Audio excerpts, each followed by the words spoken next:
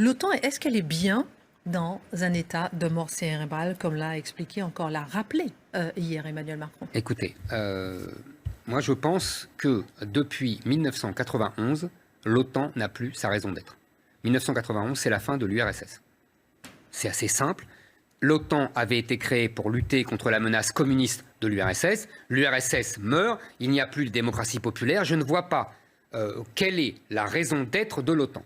On a en vérité les Américains et les élites européennes qui ont très peur de se retrouver toutes seules sans papa américain, ont inventé des raisons de survie de l'OTAN. Mais en vérité, elle aurait dû mourir. Elle devrait être dissoute depuis 1991. Là-dessus, une fois de plus, c'est Trump qui a raison. En fait, les Américains, l'État profond américain, veut absolument faire perdurer une menace russe qui n'existe plus.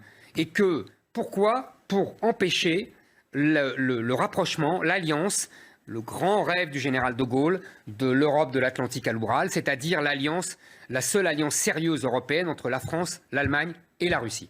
Et ça, c'est l'angoisse des géostratégiques, des géostratèges américains depuis 100 ans. C'est encore l'angoisse de Brzezinski dans son fameux livre « Le Grand Échiquier ».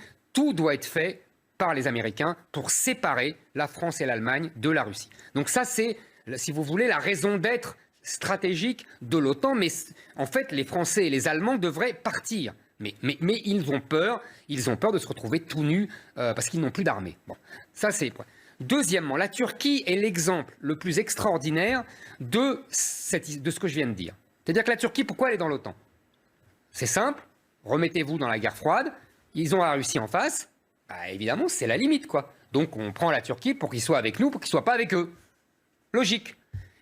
Et on met des bases militaires américaines en Turquie avec des têtes nucléaires. C'est pas rien. Et on aide l'armée turque. Et l'armée turque, aujourd'hui, elle est à 500 000 hommes. C'est le double de la nôtre.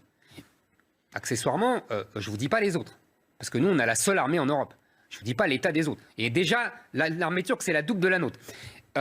Mais sauf que les Turcs, eux, ils ont tiré les conséquences de la fin de l'URSS. Et ils nous rient au nez. En fait, les Turcs, aujourd'hui, sont nos adversaires partout. En Syrie, en Libye, en Afrique, en Irak. Partout, ils bombardent nos alliés kurdes. Ils sont nos ennemis partout. Et ces gens-là prétendent être nos alliés. Ils ont des bases nucléaires américaines avec des têtes nucléaires, hein, c'est pas de la rigolade, hein, sur leur sol. Mais en même temps, ils ont en plus le plus gros radar de l'OTAN sur leur pays, leur territoire, pardon. Mais ils vont quand même acheter des S-400 russes, c'est-à-dire des systèmes antimissiles russes.